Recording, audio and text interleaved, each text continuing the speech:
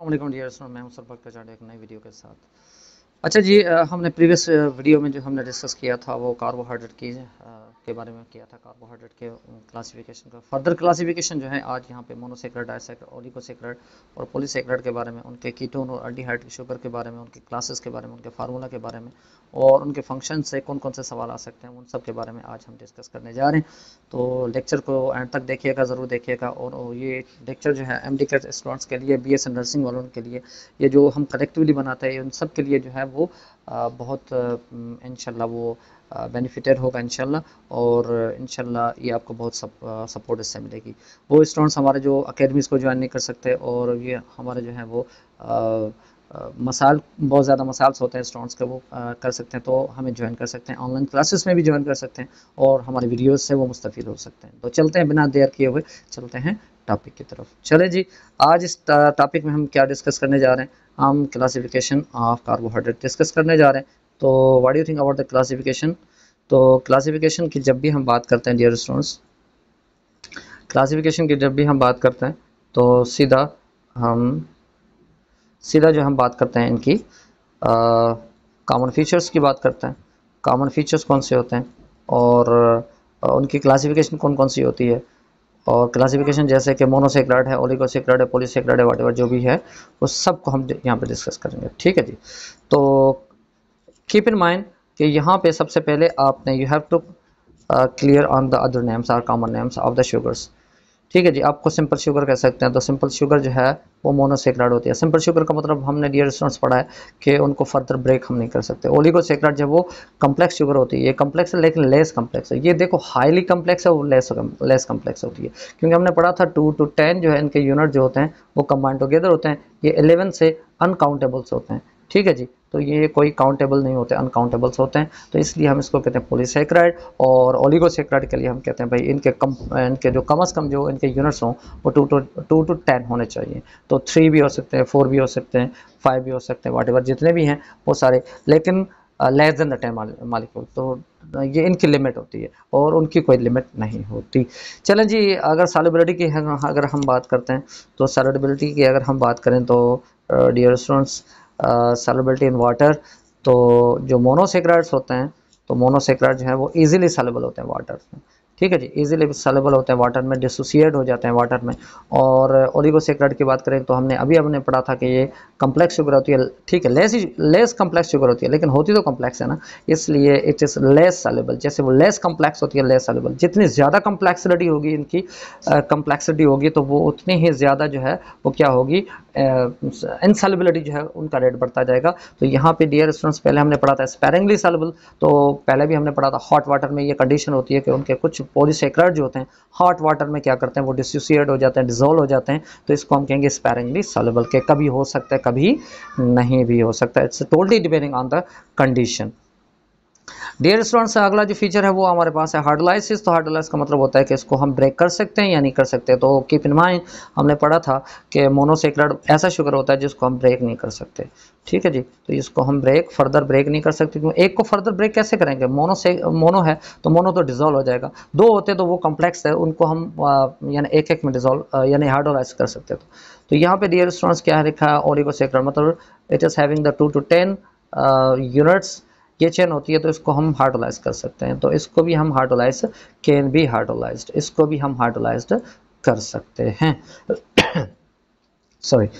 अगर हम बात करें टेस्ट की तो डियर स्टूडेंट्स यहाँ पे टेस्ट जो है वो उनका कैसा होता है। तो ये टेस्ट जो है मोनोसेक्राइड मोस्टली स्वीटेस्ट टेस्ट होता है। तो हमने अभी प्रीवियस क्लासेस में जो है हमने डिस्कस किया था कि फ्रुक्टोज जो है वो स्वीटेस्ट शुगर होता है। और स्वीटेस्ट शुगर का अगर एमसीक्यूज आ जाता है तो स्वीटेस्ट शुगर जो वो फ्रुक्टोज होता है।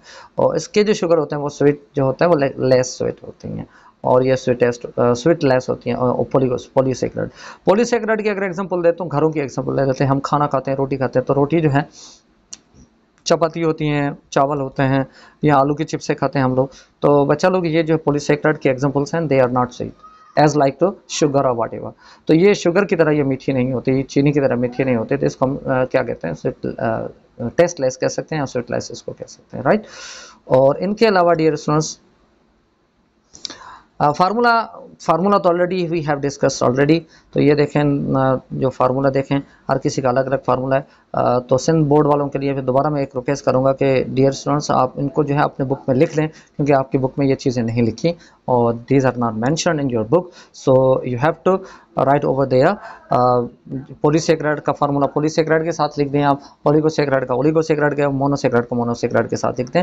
और इनके साथ साथ आपके पास जो है वो CnH2NON ये भी आपके पास फार्मूला है, तो ये भी उन्हीं के साथ आप लिखते हैं, कोई मसला नहीं इसका।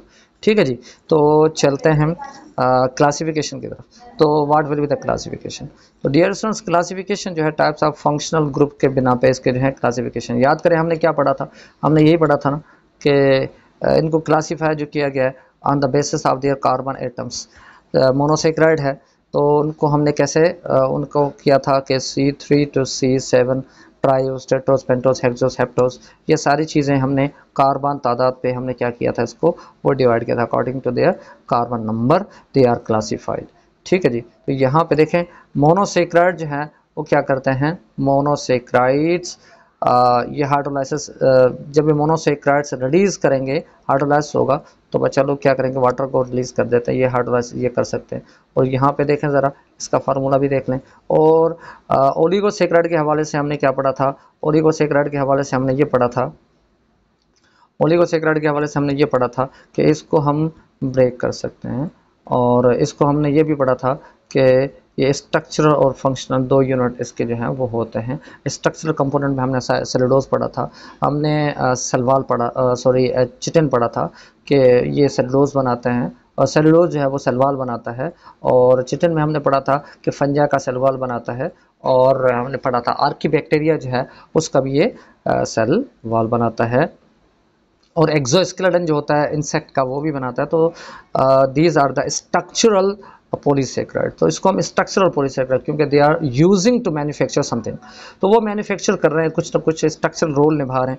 और फंक्शनल कार्बोहाइड्रेट की बात करें डियर स्टूडेंट, तो फंक्शनल कार्बोहाइड्रेट वो होते हैं जो फंक्शन प्ले करते हैं। मतलब फंक्शनल प्ले का मतलब ये होता है कि they are having play role of the energy providing role whatever. जैसे कि हम कहते हैं भाई हम खाना खाते हैं तो एनर्जी जो हमें मिलती है वो रेस्पिरेटरी जो फ्यूल होता है हमारा वो कार्बोहाइड्रेट होता है। तो this is the functional role of the carbohydrate जो हमारी बॉडी में, जो एनिमल्स की बॉडी में प्ले करता है, ग्लाइकोजन की फॉर्म में, स्टार्च की फॉर्म में, वाट एवर जो भी होते हैं।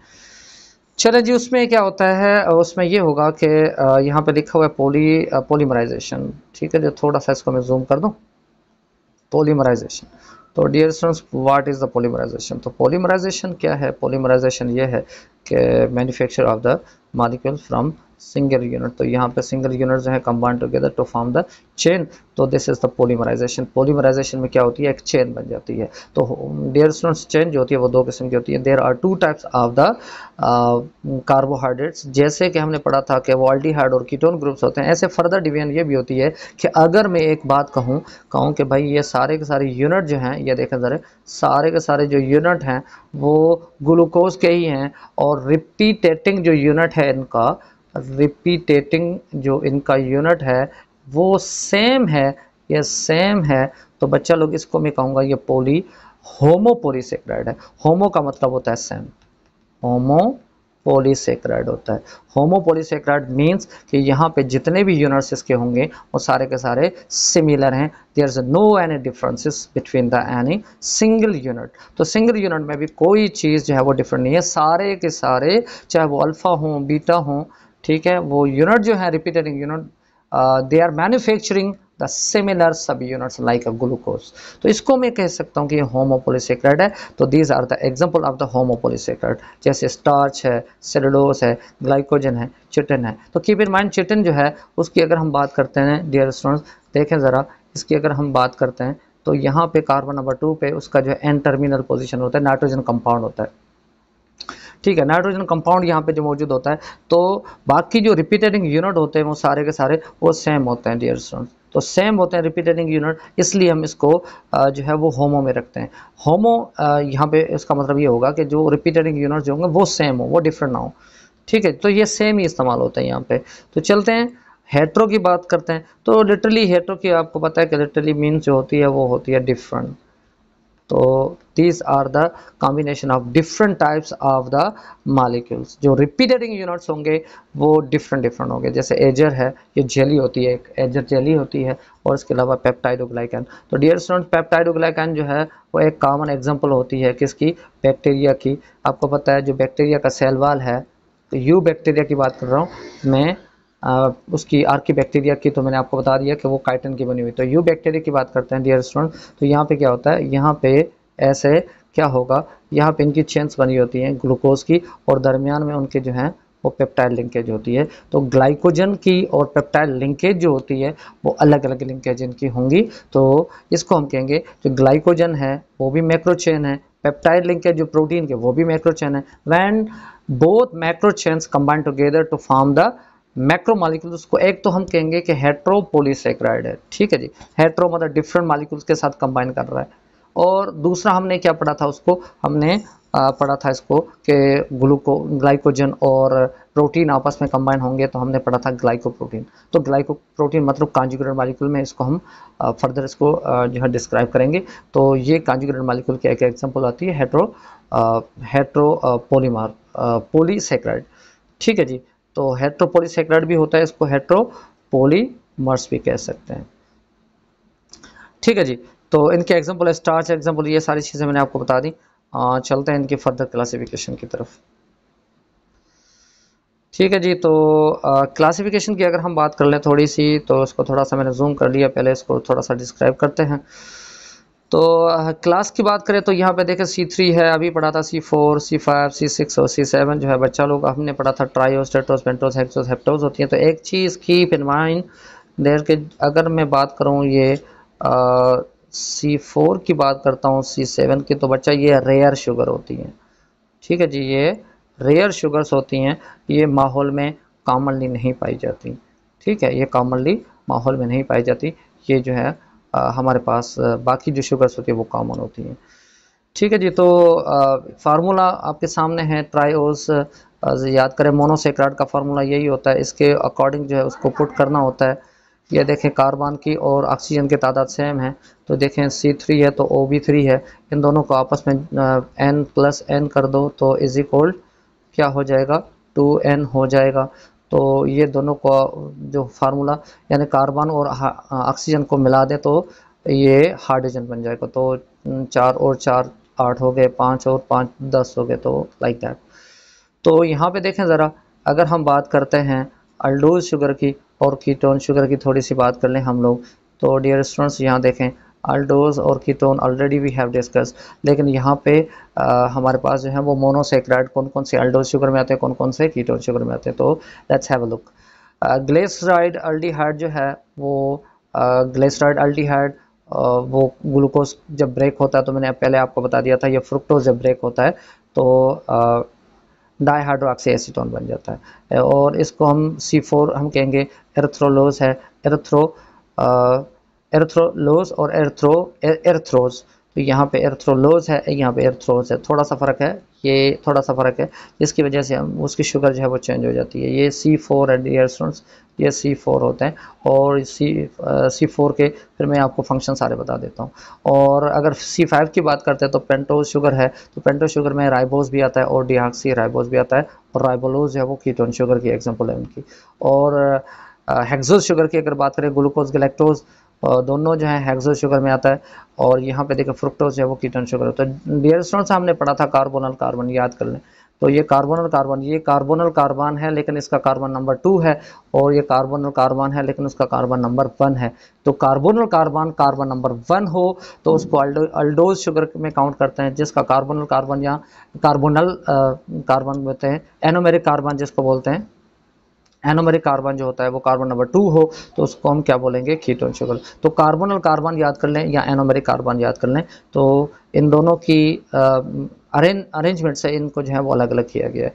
ठीक है जी, तो ये ग्लूकोहेप्टोज है और ये सेडोहेप्टोज है, हेप्टोलोज, सेडोहेप्टोलोज। ठीक है जी, तो ये शुगर्स के बारे में तो मैंने कहा था, ये दोनों जो है रेयर में पाई जाती हैं। रेयर कहाँ ये पाई जाती हैं, थोड़ा सा लुक ले लें। ठीक है जी, तो यहाँ देखें,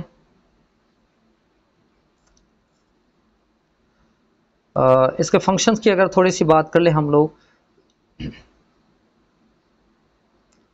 इनके फंक्शंस की थोड़ी सी बात कर लें तो what will the function of the sugars. तो डियर स्टूडेंट्स यहाँ have a look about the functions. तो ये जो C3 था, यहाँ C4, यहाँ C5, यहाँ C6 और ये C7।